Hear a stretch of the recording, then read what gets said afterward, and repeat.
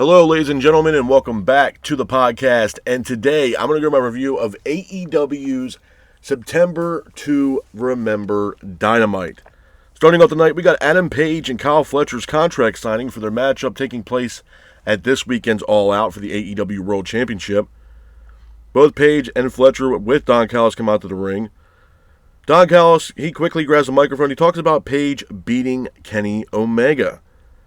Callis then says that he found someone better than Kenny Omega in Kyle Fletcher. Adam Page then grabs the microphone and says that, he sees a lot of potential in Kyle Fletcher, but Fletcher has to do it on his own. Page says that Fletcher has earned the AEW title shot. But Page also says that if anybody from the Don Callis family gets involved in their match at this weekend's All Out, Fletcher would be stripped of the TNT title. Fletcher says that he will walk out All Out AEW World Champion. Fletcher says that AEW doesn't need the likes of an Adam Page or a Kenny Omega. After that, Fletcher then signs the contract. He throws the contract over to Adam Page, but before Page signs it, Page tells Fletcher to not disappoint him and bring everything that you got. Page, after that, signs the contract. Fletcher then promises to leave All Out AEW World Champion, but Fletcher also promises that he will beat the hell out of Adam Page sometime that last night. Some interesting stuff there between Kyle Fletcher and Adam Page. Moving on from that, we go into our first official match of the night. It is Jon Moxley taking on Roderick Strong. I thought it was a decent match. Back and forth matchup between Strong and Moxley, with Roderick Strong keeping the pace of the match. Moxley and Strong then both exchange in the middle of the ring, with Moxley hitting a devastating pile driver on Roderick Strong in the middle of the ring for a near fall. Strong somehow gets up, hits an angle slam on Moxley in the middle of the ring. Garcia is ringside. He attacks Roderick Strong. Yuta then pulls the leg of Roderick Strong. This allowed Moxley to hit a paradigm shift on Roderick Strong in the middle of the ring, followed by Moxley applying a bulldog submission choke on Roderick Strong. And your winner of the match due to submission is Jon Moxley. Hats off to Jon Moxley for getting the win in this matchup. Moving on from that, we go into our next match of the night. It's Toa Liona taking on Bobby Lashley. I thought it was an okay match. Back and forth matchup between Liona and Lashley, with Liona keeping the pace of the match. Liona and Lashley both exchange in the middle of the ring, with Lashley hitting a devastating spear on Toa Liona on the outside. MVP then attacks Ricochet, followed by Shelton attacking Khan. Lashley then applies a hurt lock on Toa Liona in the middle of the ring. Referee sounds for the bell, and your winner of the match is Bobby Lashley. Hats off to Bobby Lashley for getting the win in this matchup. Moving on from that, we have a face-to-face between Adam Copeland and Christian Cage and FTR leading up to their matchup at All Out. Wheeler grabs the microphone. He talks about the history that he's had with Adam Copeland. Wheeler also says that FTR is the greatest tag team of all time. Wheeler also talks about helping to get Copeland's career back after a neck injury that could have sidelined him for the rest of his career. Dax then grabs the microphone and says, for 11 years, FTR put tag team wrestling on the map. Copeland then quickly grabs the microphone and tells Dax to shut up. After that, Copeland then drops the truth on Wheeler. Copeland says that FTR is not in the spotlight because the fans don't want them there. Some interesting stuff there from Copeland. Copeland then also talks about his history with Christian Cage. Cage also says that the fines don't mean shit to him, and he ends up attacking FTR, and this whole brawl takes place in the middle of the ring between Copeland and Cage and FTR, pretty much leading up to their matchup at All Out. Moving on from that, we have a tag team matchup where the winner will enter a fatal four-way tag team match, if you will, at All Out. It is the Young Bucks taking on Juice Robinson and Austin Gunn. I thought it was a decent match. Back and forth matchup between the Bucks and Robinson and Gunn, with the Young Bucks keeping the pace of the match. Juice Robinson hits a Blade Runner on Matt Jackson for a near fall, but the Young Bucks hit a TK driver, pins for the 3, and your winners of the match and moving on to All Out is the Young Bucks. Hats off to the Young Bucks for getting the win in this matchup. Moving on from that, we go into our next match of the night, where it is a AEW Unified qualifying matchup, where the winner of this match will move on to face Okada and Takeshita at All Out for the Unified Championship. It is the Beast Mortos taking on Mascara Dorada. The match itself, I thought was a good match, man. Back and forth matchup between Mortos and Dorada, with Dorada keeping the pace of the match.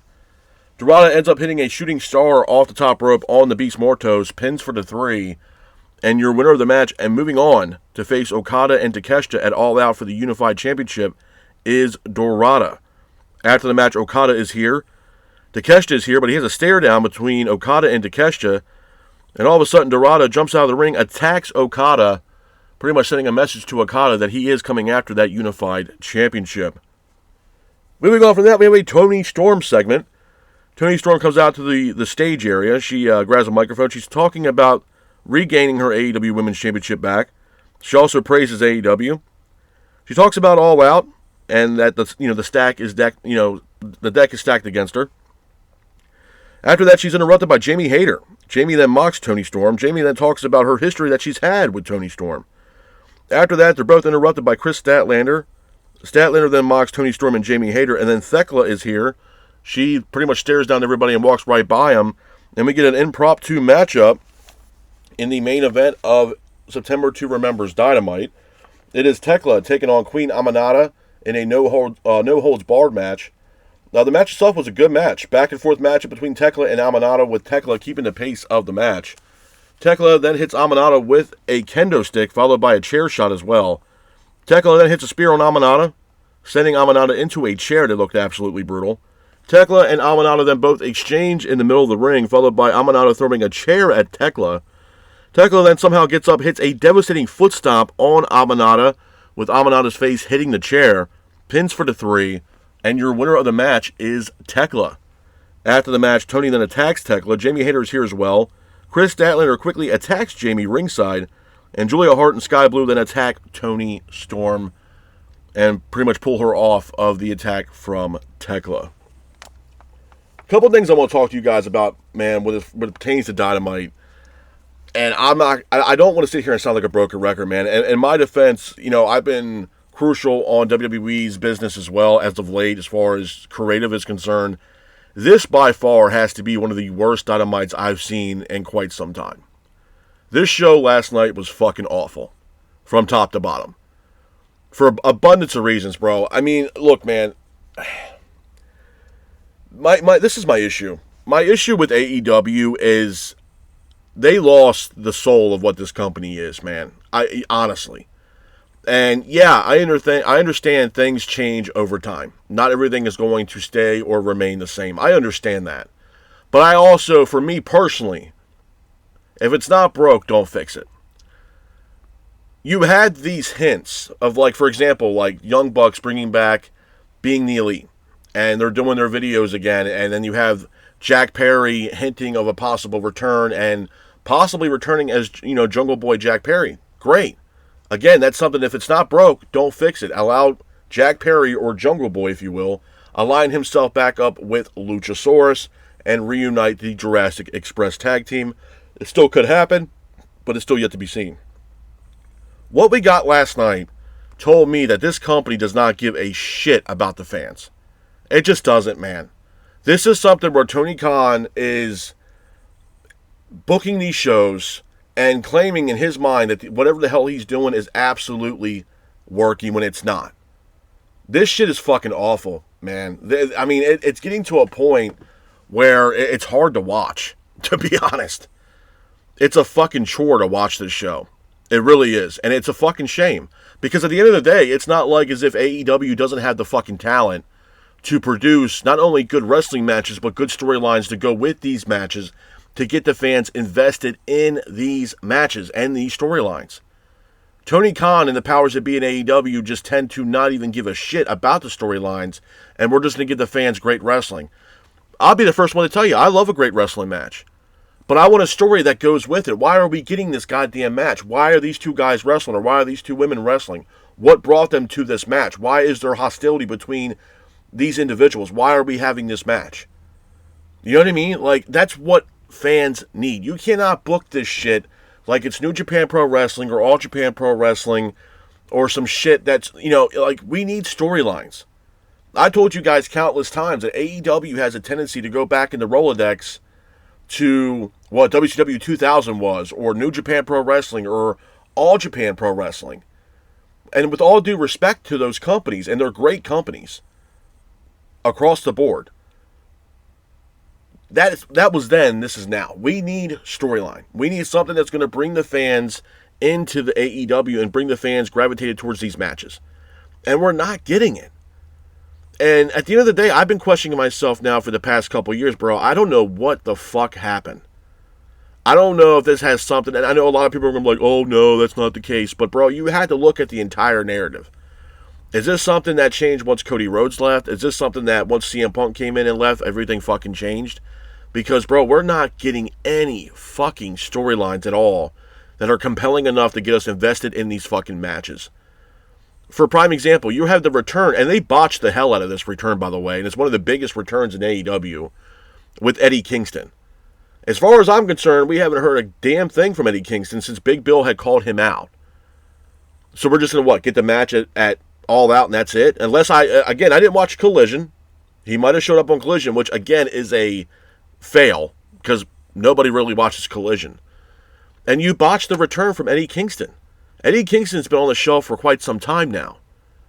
You know what I mean? Like, where was it? Not only that, even if he returned at Collision, why have we not got a video package or something on the Titantron via satellite from Eddie Kingston on the microphone mocking Big Bill? Because we all know that Eddie Kingston can wrestle, but we all know that he's great on the microphone, bro. He cuts a promo like nobody else in this business. Why are we not getting that shit? That's what's pissing me off with this company, bro, because you can't get any more easier than it is. Like, for example, the cash-in for the contract for MJF. Now they want people to give a week's notice that he's going to cash in. It takes away the excitement around the contract. You know what I mean? Well, we want to bring more respect to the sport and respect to our championships. Bro, majority of those championships mean jack shit. Honestly. And I'm saying that with the utmost respect. You want to bring, lineage to your company and bring respect to the sport. You think what you're doing now is bringing respect to the sport? It's not. It's a slap in the face. And then you have people out here, and they know who they are, that go to these shows, that are content creators. I'm not going to mention who they are. They know exactly who the hell they are. That are kiss asses to AEW. And trying to rub shoulders with these fucking people to get in the good graces of Tony Khan. I'm not here for that. To me, that's faker than shit, to be honest with you. And if you are one of those people, and like I said, you know who they are, and they know who they are, you're fake, man. I'm sorry. Like, you're just there to get, clicks on your shit and just trying to engage this narrative that, oh yeah, I'm pro AEW, and you want to be somebody that's, okay, well, no matter what they're doing, it's always going to be right. No, bro. If the fucking shit sucks, it sucks. And I'm sorry, but last night's fucking show in AEW's for September Remember fucking sucked. I'm sorry. I'm not here to rub shoulders with these people. I'm not here to, sit there and have a White Claw with Tony Khan and talk about pro wrestling. I'm not here for that. I'm a content creator that puts out real shit about pro wrestling. I'm not here to sugarcoat shit. I'm not. I'm not here to rub shoulders with Tony Khan and be his best buddy and his best pal. I'm not. And for those out there, you're not hard on WWE as far as, ridiculing them. No, I am. And I literally said this shit about WWE on my Monday Night Raw review. The fact that they're more focused on the business side of things for WWE rather than telling a fucking storyline that actually means something that is compelling. For example, which I will bring this up again, John Cena, Brock Lesnar. Why did we have Lesnar return to attack John Cena? There's been no rebuttal at all from Brock Lesnar since he's been back. Nothing.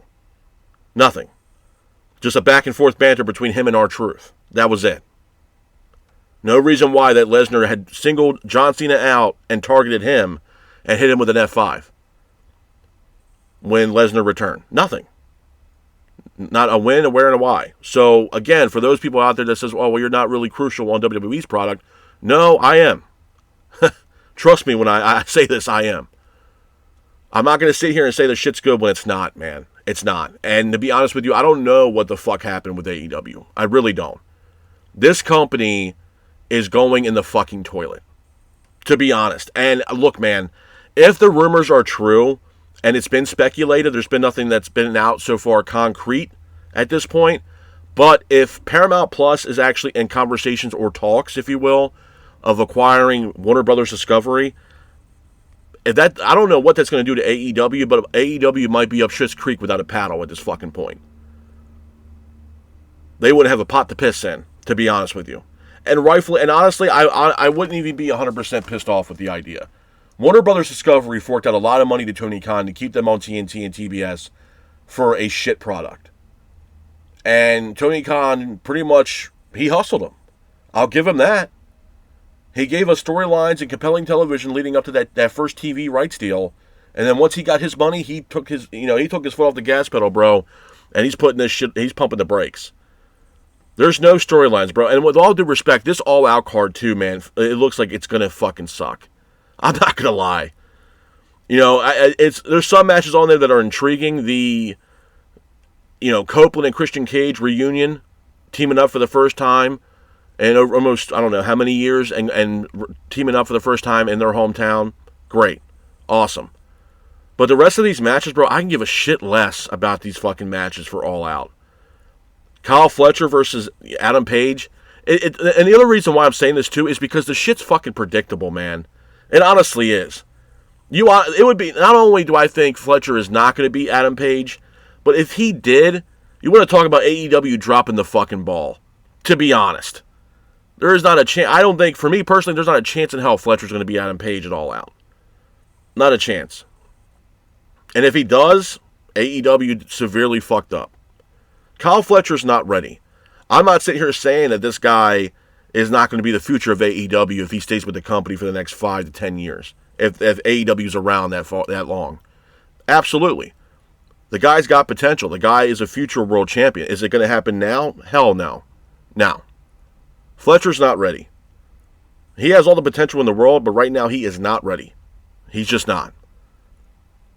He has high-paced matches. He don't let shit marinate. He's 0 to 100 every time he gets in that ring. He needs... It's going to take some time for Fletcher to be in the conversation and be like, you know what? He's a world champion material.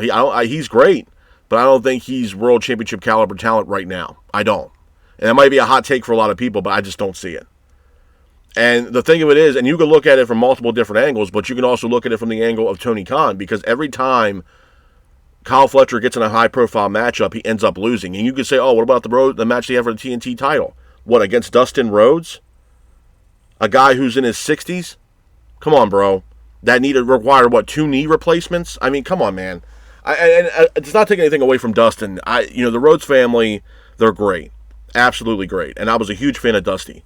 But this ain't something where this is Kyle Fletcher going up against, a Will Ospreay. Well, he's been successful against Will Ospreay, but he's also been unsuccessful with Will Ospreay. You know what I mean? Like, Fletcher... I don't know. I mean, honestly, I also think that he's making Don Callis relevant, to be honest with you, because right now, besides Fletcher and what was the Kesha Okada, Don Callis family's nothing. You could say, oh, well, they brought back Wardlow. Wardlow's out, bro. They brought his ass back, and he's out with a torn pec. He's going to be out for who knows how many months. Even though before that, he was out for, Christ, who knows how long. This company doesn't know what the fuck they're doing. They don't. And I don't know who is, if he even has one, on the creative writing team. Whoever the hell that is, fire him. My God, bro. It almost seems, honestly, that, and maybe I'm just a conspiracy theorist on this shit, but it seems like there's somebody with an AEW that's literally trying to cripple this company from within. Because you can't be that fucking naive and stupid to realize that what you're putting out week in and week out, whether it's Dynamite or Collision, is absolutely fucking working, considering the fact that you went from arenas to smaller venues, and those smaller venues you can't even fucking sell out. You can't. There's been rumors that even when they went to the 2300 arena in South Philly, they weren't even sold out every fucking time they were there. And they had a residency in South Philly at the 2300 arena. Come on, bro. I think, 2300 arena can hold maybe 1,000 people tops, I think. 960, something like that. Come on, man. You guys were selling out arenas and having arenas. When the CM Punk was there, you guys were selling out arenas. 14,000 people. Once Punk left, we're going to go to smaller venues. Like I told you guys before, when it pertains to someone of the likes of Cody Rhodes and CM Punk, when you're comparing both those two guys, as far as their tenure in AEW, my belief with both these gentlemen is that Cody Rhodes was the soul of AEW, and CM Punk was the light at the end of the tunnel for them. He was their attitude, if you will, for AEW. And it was Tony Khan's ace in the hole, where he had the belief that bringing in someone like the likes of CM Punk was going to put them well above and ahead of what WWE was doing at the time. It was Tony Khan's ace in the hole. And we all saw what happened with the CM Punk and Tony Khan situation within the confines of AEW. This company, man, I don't know. I really don't know. There's a lot of things with this company that drastically needs to fucking change. Do I think that's going to happen? No, bro. And this is the saddest thing about this. Let's say, hypothetically, that this company announces that, hey, we're closing up shop, unfortunately. Things weren't panning out. Would it be sad? I'd be sad for the talent. Would I be sad with the idea that they ended up closing doors, or would I be upset on the fact that, okay, they had a close? No, not entirely. Because of the shit that they've been giving us. It's been fucking lazy, man. Honestly. Even MJF in that little promo that he had last night, backstage segment that he had with Tony Khan, that was, I guess, videoed before Dynamite went on the air, saying that, MJF telling Tony Khan, you finally want to be a boss. This guy doesn't want to be a boss, man. This guy wants to be friends with the talent. And I'm not sitting here saying that that's 100% a bad thing. But you also need to be a boss, man. You want to be best friends with these fucking people. And it's not working out. It's just not. And I don't know where they're going from this. And here's the other thing, too, that people need to realize, is that Tony Khan and AEW have a very hard time of building up younger talent. And the reason why AEW is going to suffer is because you have people that are on the fucking shelf right now. You have people like Adam Cole. Wardlow's on the shelf. Again, you have Will Ospreay on the shelf, when who knows if he will be able to come back because he has to have neck surgery. And then you have Swerve, also out with an injury. I think he has like a leg or a knee injury or something like that. He's going to be out for some time. These are, at least with Ospreay and Swerve, these are your two top stars in the company. We also haven't seen Kenny Omega. There was rumors and speculation that Omega might be also injured. So again, you got three of your top stars that are right now currently on the shelf, possibly. We know Swerve and Ospreay are, but we don't know if Omega is going to be on the shelf for who knows how long. But there's rumors that Omega was injured. So again, unfortunately with this company, they're not at the liberty to have their wrestlers out with 6 to 8 months with injury. Because it's going to be crucial to the company, because Tony Khan and AEW does not know how to build future stars, bro. You look at someone like Kevin Knight, where they brought in Kevin Knight, and the guy's got potential. Absolutely. Absolutely. And he had some singles matches, but now we're going to team him up with Speedball Mike Bailey and have Jet Speed. Jet Speed ain't doing shit. I'm sorry. To me, that tag team, I don't know, man. I don't know. To be honest. To me, again, you dropped the ball with Kevin Knight. We don't know what else you're doing with other talent that you had brought in. I mean, some of these talents, what is it, Rio and Robin Renegade? You know what I mean? Rio has got a TBS title matchup, and Rio has been off AEW television for who knows how fucking long. The reason why she's getting this fucking match is because there's literally nobody else for Mercedes to defend that TBS title to, because she's gone through fucking everybody else. That's the problem, bro. And the reason why they're doing this, and you can say whatever the hell you want, the reason why Monet is still TBS champion is because Tony Khan wants Mercedes Moné to beat Jade Cargill's TBS title record, because Jade is no longer with the company, and Jade is now employed with WWE. And he doesn't want Jade's name attached to that TBS title. It's fucking ridiculous, man. Seriously. And not for nothing, who gives a fuck about Jade Cargill's TBS title record? Honestly. Seriously. Monet has, 9 fucking titles? And those majority of those titles mean jack shit. Jack shit. Might be a hot take for a lot of people, but in my opinion, they mean jack shit. You know what I mean? Like, it's just, I don't know, bro. I don't know. And my thing is, and again, you got the likes of Britt Baker, who's still on the shelf, who's not injured, but Tony Khan's not utilizing him because they had a little argument backstage. There's also Camille. We don't know what the hell's going on with Camille. Where's Sheeta? We got Rio. Where's Sheeta? Where's Nyla Rose? Where's Serena Deeb? Oh, Ring of Honor. Who gives a fuck about Ring of Honor, bro? Honestly. You got to watch Ring of Honor behind a paywall. Okay? The matches mean jack shit. Honestly. You put the Ring of Honor World Championship on Chris Jericho hoping that it was somehow still a deal for Ring of Honor to have a TV deal, and obviously that fucking failed. Because nobody gives a shit about Ring of Honor. Nobody cares about Ring of Honor. Tony Khan, when he acquired Ring of Honor, he killed Ring of Honor. Ring of Honor at one time was one of the best companies out there. Everybody that has pretty much wrestled has at one time wrestled for Ring of Honor at one time. Tony Khan bought that company and he killed Ring of Honor. That company means shit. It's like the extra, the Charmin that he wipe your ass with. That company means fucking nothing anymore. Nothing. Nothing. So for those people out there like, oh, they got Ring of Honor, they're on Ring of Honor. Who gives a fuck about Ring of Honor, bro? Honestly. That company is it's not even dying. That shit's on fucking life support at this moment.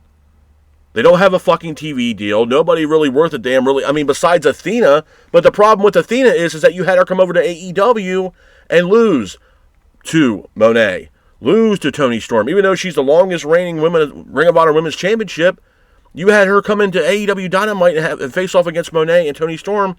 And both times she lost clean. So how really significant is her Ring of Honor Women's Championship run when she can't even beat the likes of Toni Storm and Mercedes Moné? Not taking anything away from Athena, but it goes to show you how Tony Khan views Athena in the likes of the doors of Dynamite and Collision compared to her being on Ring of Honor when Ring of Honor is not even on cable fucking television. You know what I mean? Like, you guys had to look at this narrative, bro. Honestly. And not for nothing, I understand that Athena is the longest reigning women's Ring of Honor champion. But, bro, you're wasting your time over in Ring of Honor when she should have been on Dynamite day one when she came into the goddamn company. No, she's over in Ring of Honor, fucking purgatory. Doing what? Having the same goddamn matches over in Ring of Honor because no one fucking goes over there to wrestle. Come on, man. Like, what the fuck are we doing? Honestly, what the fuck are we doing here? Nobody cares about Ring of Honor.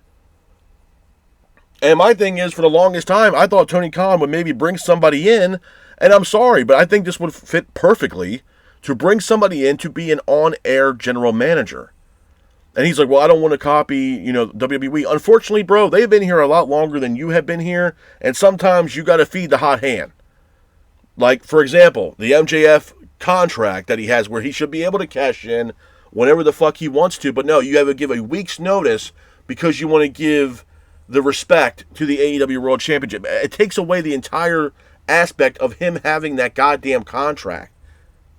Given a week's notice? Come on, bro. What the fuck are we doing? Honestly.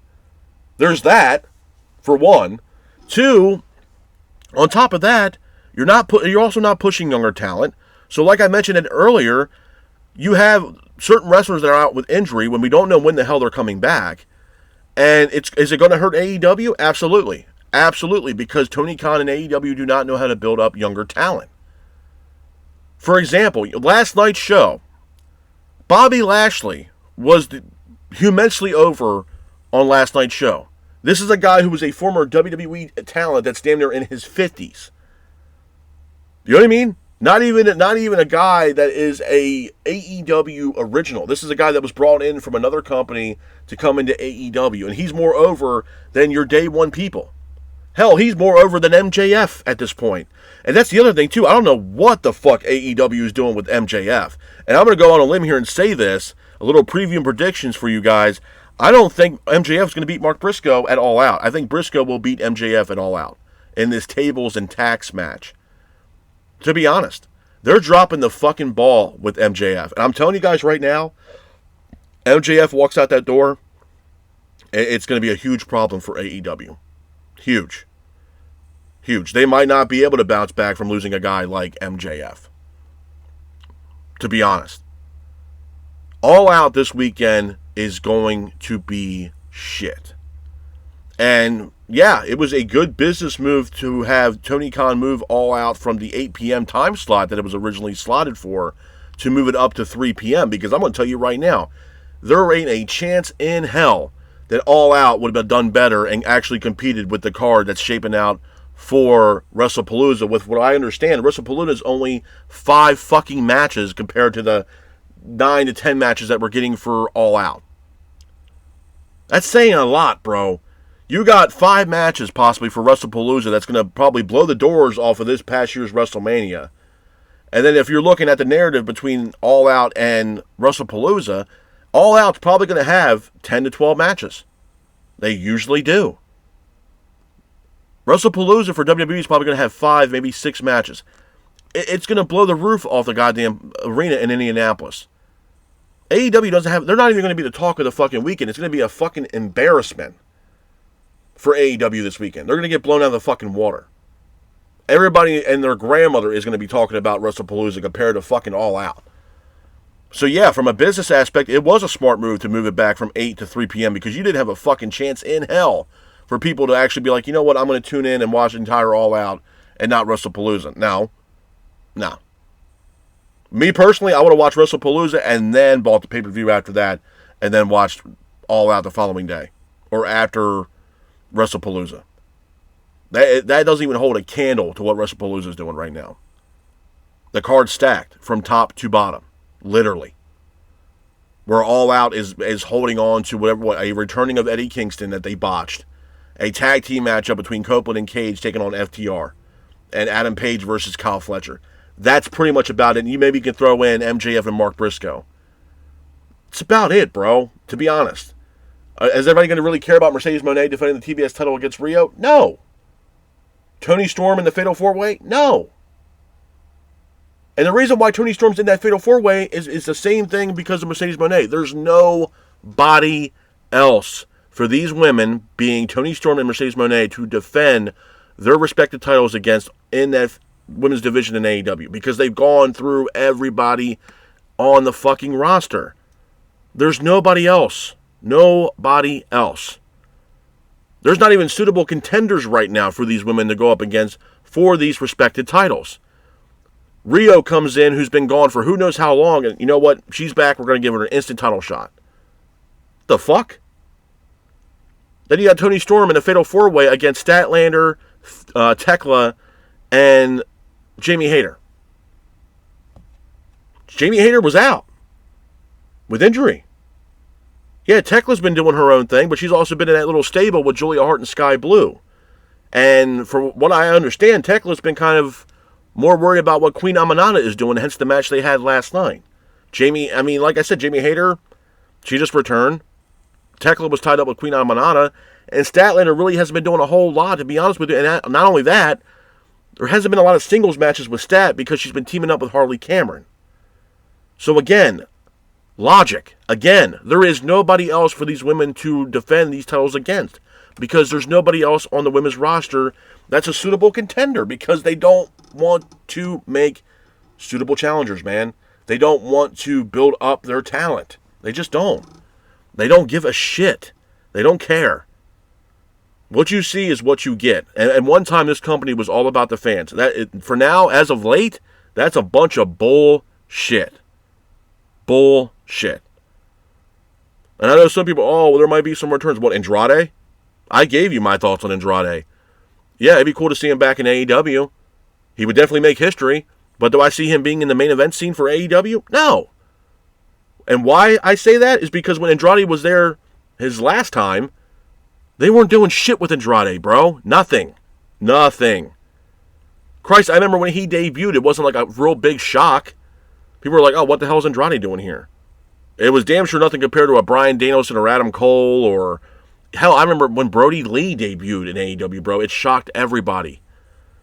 When the Dark Order was a real deal thing and a big deal for AEW in the beginning of AEW's tenure of what they are now. Yeah. Big difference. Hell, even Aleister Black had a bigger pop when he debuted in AEW compared to Andrade showing up and making his AEW debut. So I don't see Andrade being in the main event scene and all this other shit when he possibly may return to AEW again. I don't. I just don't. Might be a hot take for a lot of people. I just don't see it, bro. I don't. This company is fucking clueless. And they don't know what the fuck they're doing. They don't. Like I said, bro, they had Bobby Lashley last night, who was more over in this company than your day one people, your OGs in AEW. He's more over right now than MJF. Bobby Lashley is. And the guy's in his damn near 50s? Close to it, if not 50? Compared to MJF, who's a day one guy? He was the guy for AEW? No, we have MJF going up against Mark Briscoe in a table and tax match. And look, I'm not taking anything away from Mark. I think the Briscoes were one of the best tag teams of all time. And a lot of people miss Jay. Rest in peace to Jay Briscoe, by the way. Not taking anything away from those two guys. One of the best tag teams in the world. But my question is, for someone like Mark Briscoe, is where the hell do we go from here after this matchup at All Out with MJF? Honestly. Is this something where, unfortunately, with Mark Briscoe, do you see him being multi-time AEW World Champion? No, you do not. You don't. Because even now, when you look at Mark Briscoe, you always think about the Briscoes. You know what I mean? So, that was my biggest thing with Briscoe, was where do we go after this MJF match? Do I think he'll beat MJF? Yeah. And you can say the same thing about MJF, too. Where does MJF go from here? The only thing that's left for him to do would be to actually sign that goddamn contract and give Tony Khan, hey, a week's notice. Hey, you know what? I think I'm going to cash in here, boss, and sign this contract. Let Adam Page know, hey, get ready, because the match is going down possibly at Wrestle Dream. Just letting you know. Just giving you a heads up there, Chief, to make sure that you keep your head on the swivel, because I'm signing this contract, even though it's not technically a cash in. I'm going to sign this contract. Let Tony Khan know, and let Adam Page know, by the way, just to stay ready. And don't do anything stupid so we can have this matchup for my contract, for the AEW World title at possible Wrestle Dream or whatever the pay-per-view they're going to do it on. You know how stupid that fucking sounds, bro? Rather than him just cashing in and just, here we go. We got to give Adam Page a week's notice. Jesus fucking Christ. Really? Really? That's what we're doing. That's what we're doing. It takes away the excitement for the contract, man. It takes away the excitement for the fans. That's why the fans are there. You know what I mean? Oh, no, we got to give Adam Page a week's notice. Jesus, man. Really? Why? Why? Do you know how stupid that fucking sounds? Well, make sure he's ready in about a week. I got to sign the... come on, man. Jesus Christ. Honestly. What the fuck are we doing here? What are we doing? The logic gaps. A lot of them. Shit that don't make sense. They botched Eddie Kingston's return. I mean, come on, bro. What the fuck, man? Honestly.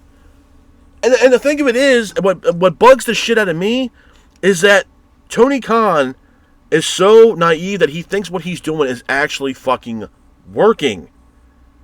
And I don't know if it's a bunch of yes men that are saying, oh yeah, Tony, this is working. Bro, no.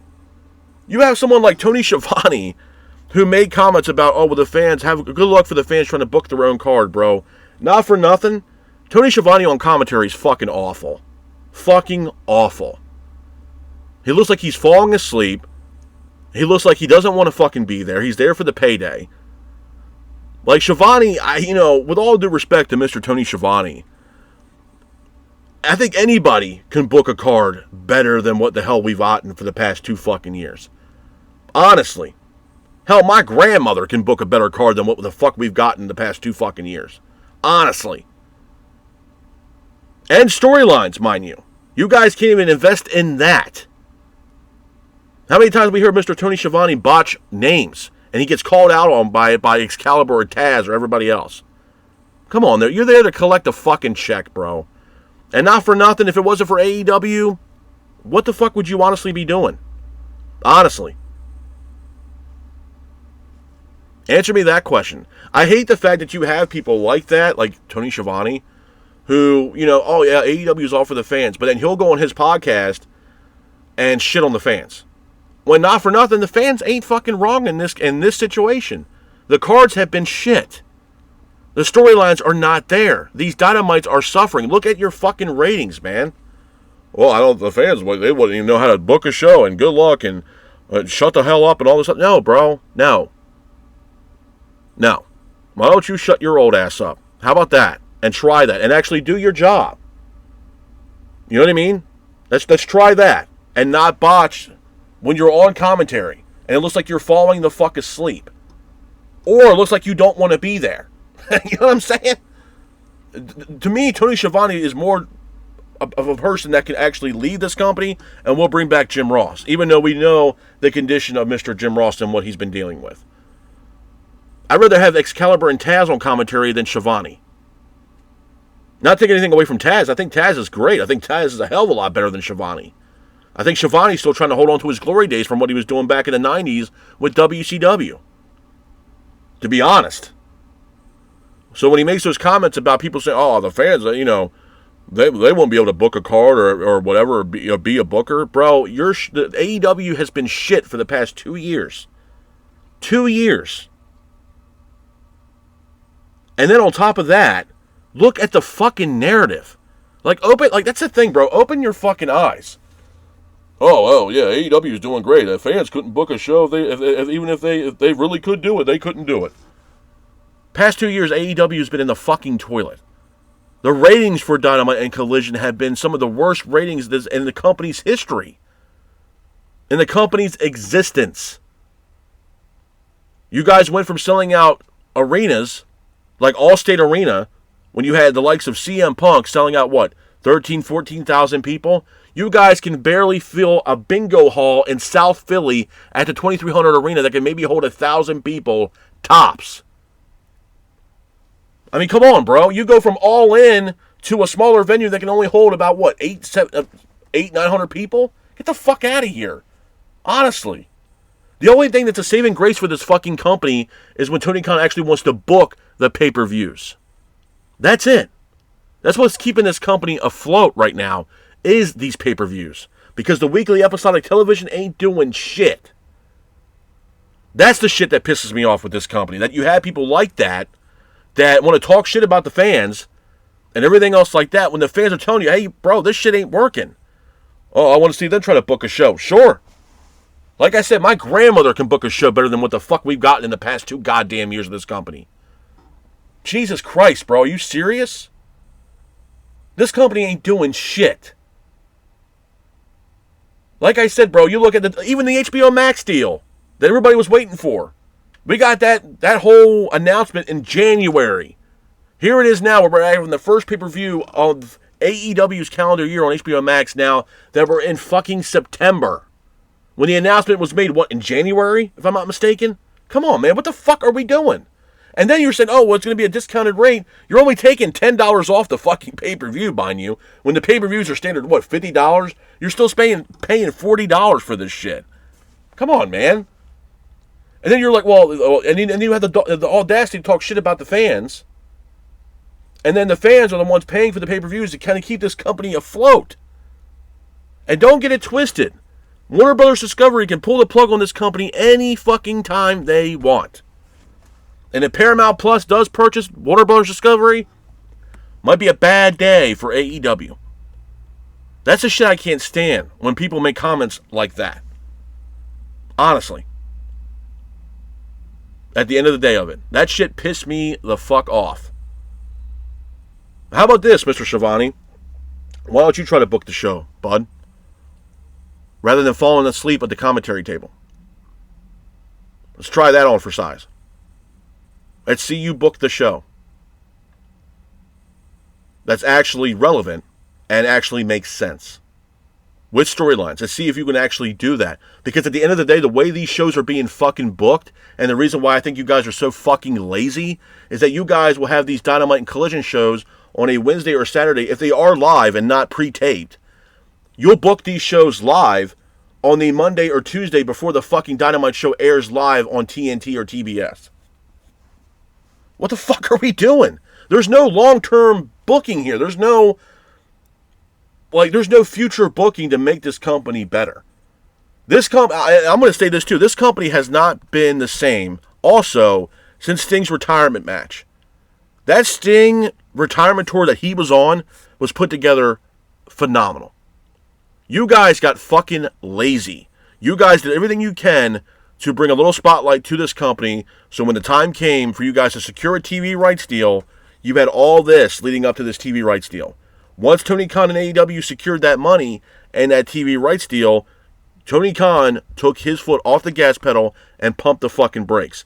And because of that, this company has fucking suffered immensely. You guys went from selling out arenas to barely selling out bingo halls in South Philly. Or a musical theater. So you go from, like, for example, All In, that was what, 18,000, 19,000 people, to a venue that maybe held maybe 1,000 people after that. You want to talk about a shift, man. You want to talk about a punch to the gut. Come on, bro. Look at y'all's ratings, man. You guys can't sell out arenas. You can't sell out bingo halls. Your ratings are in the fucking toilet. Pay-per-view buys are down. Come on, man. But you had people like, Shivani making those comments on his podcast about the fans. Let's see you book a show. How about that? To be honest. You know what I mean? Like, it's one of those things where it's like, man, and then if you say anything, because they get their little egos, they get all pissed off and they start piss whining about the shit, and they get all, hurt about it. Whatever, bro. Whatever. AEW, bro, it's all ego wrestling is what it is. That's all it is. And those people know who they are. They know exactly who the fuck they are. Absolutely. Absolutely. But yeah, that the comments made by Shivani, it pissed me off, but it also made me laugh. Honestly.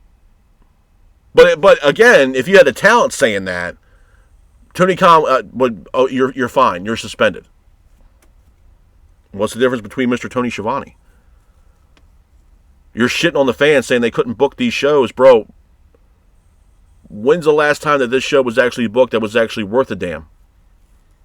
Answer me that question. At this point, if Tony Khan can't book the fucking show, I'm sure a fan can come out of nowhere and book a show better than what the fuck we've gotten in the past 2 fucking years.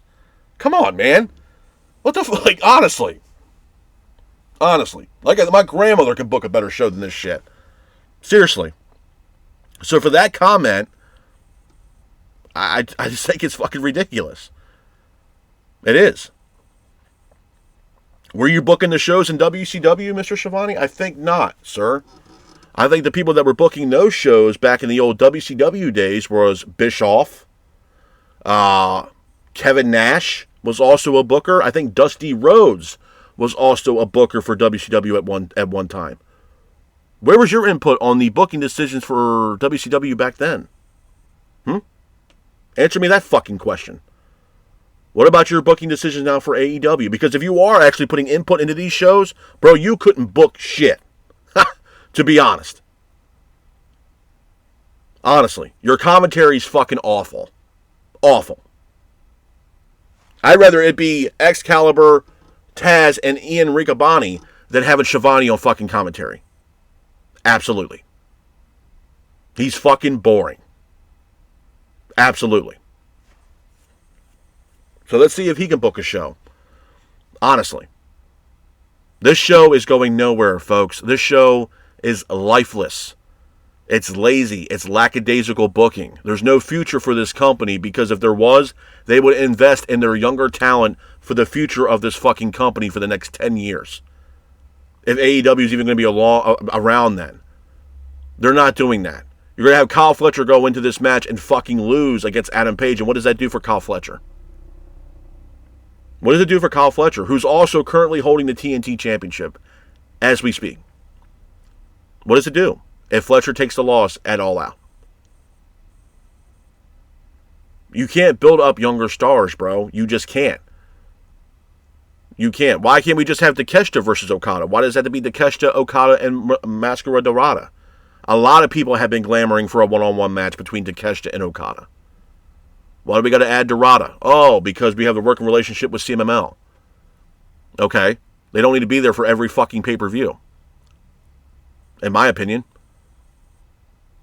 You could have had Okada versus Takeshita. I mean, the rest of the Don Callis family means shit. I mean, Archer ain't doing nothing.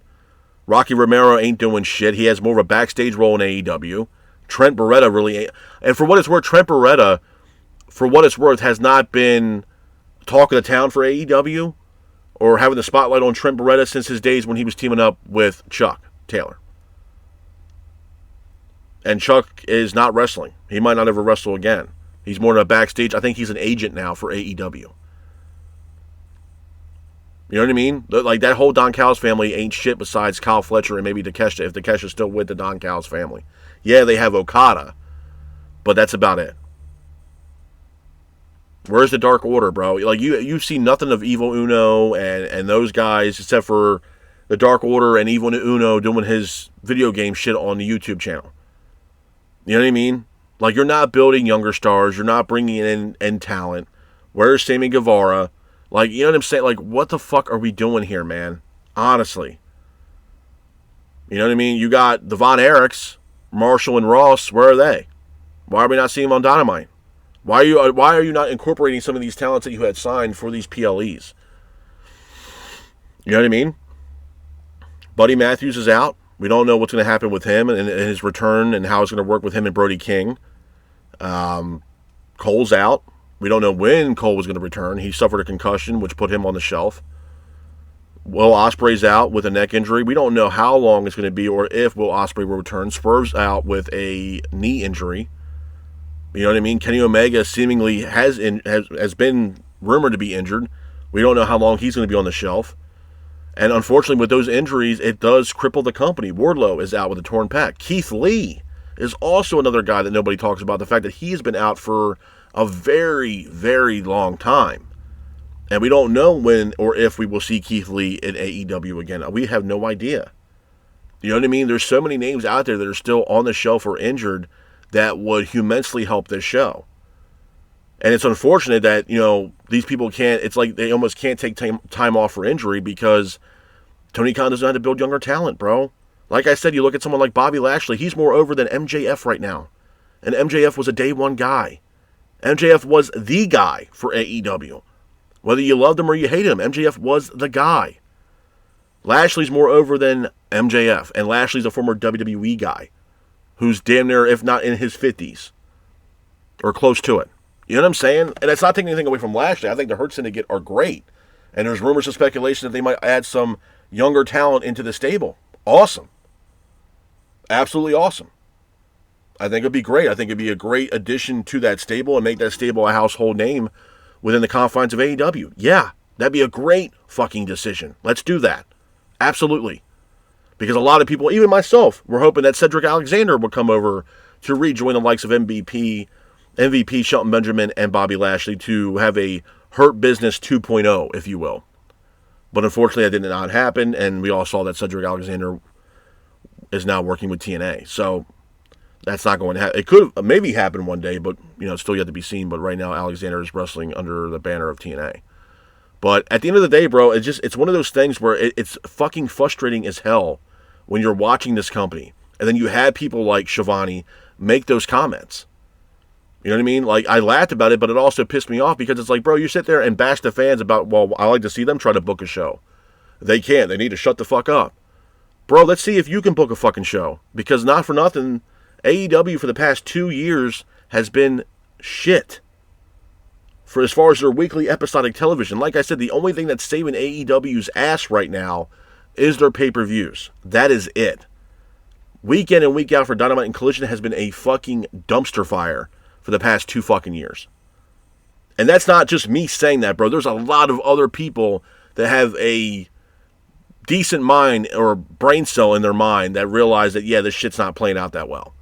I'm not the only one that's fucking saying it. A lot of people are saying it. And then there are those ones out there that are, you know, kissing the ass of Tony Khan that want to be there to rub shoulders with them and, you know, be at the media scrums and all this shit. I'm not doing that, bro. I'm keeping it real. You don't like it, go somewhere else. I'm not here to rub shoulders with these fucking people. The show fucking sucks. Like I said, September to remember, more like the September to forget at this point. This show fucking sucks. They got the talent. They got the talent. Just no compelling storylines to get the fans invested. So like I said, when the comments were made about, I wish I'd like to see the fans book this show. I'd like to see him book the fucking show. Honestly. And not for nothing, it shouldn't be that fucking hard to do it. Y'all are just fucking lazy, man. That's the end all be all of it. You guys are fucking lazy.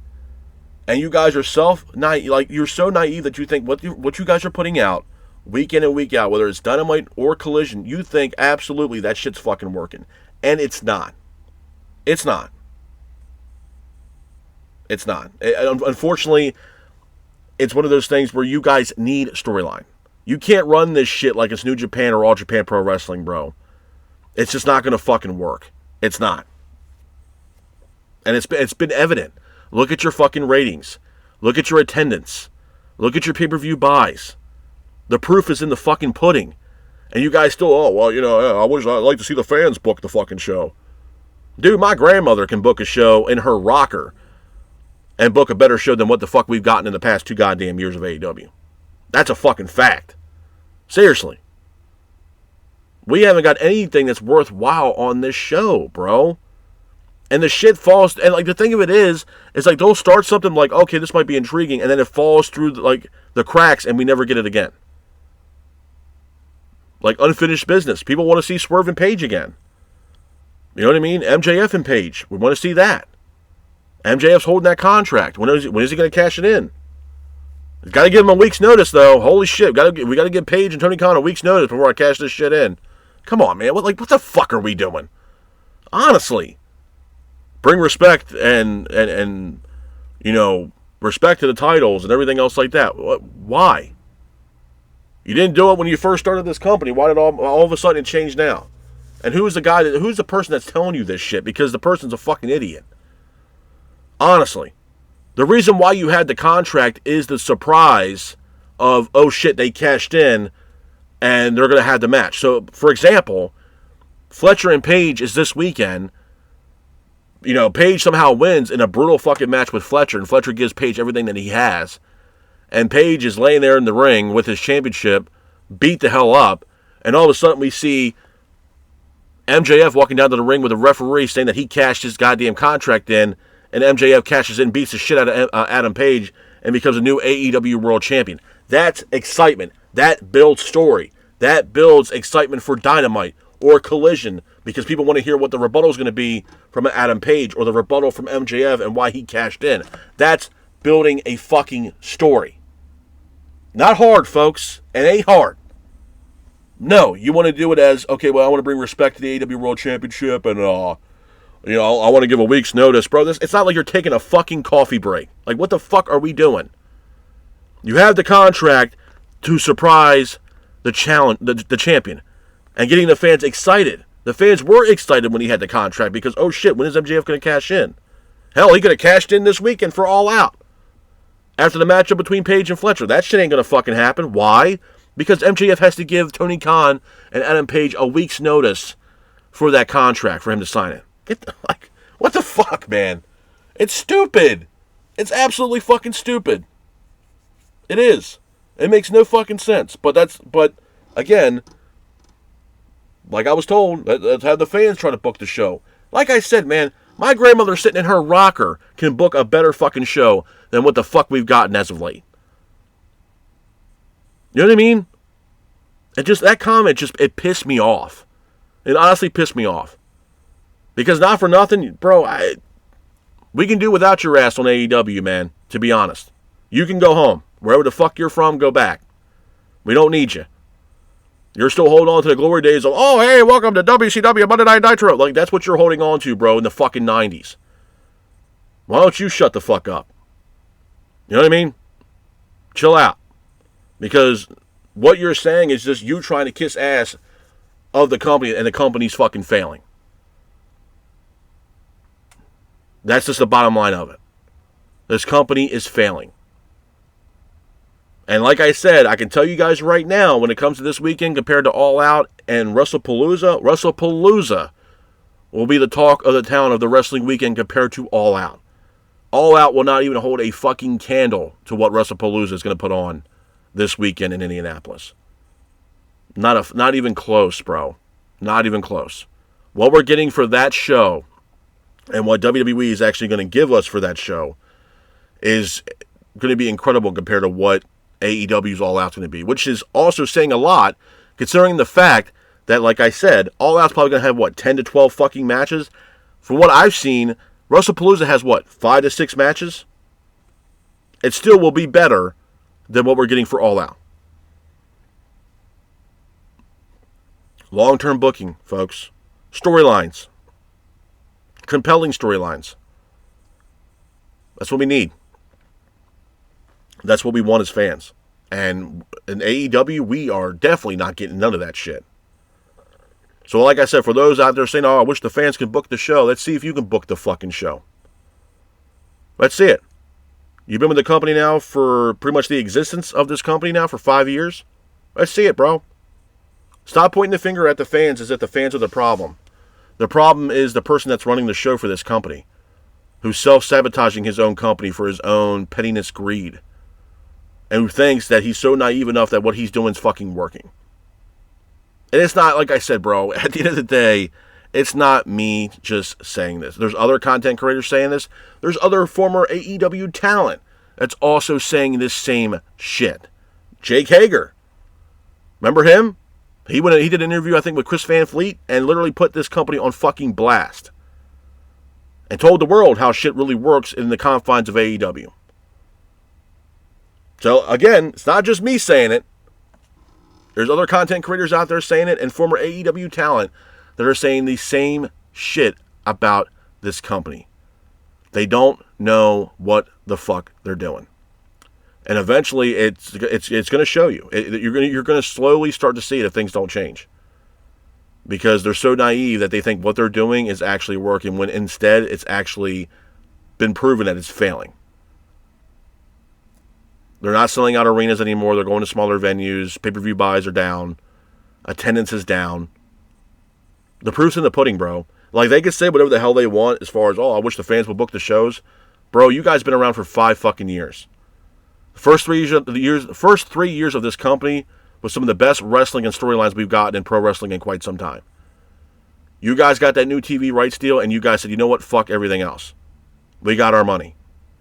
We secured our TV rights deal, and you guys went from having the gas pedal to the floor to, you know what, we're going to pump the brakes on this shit.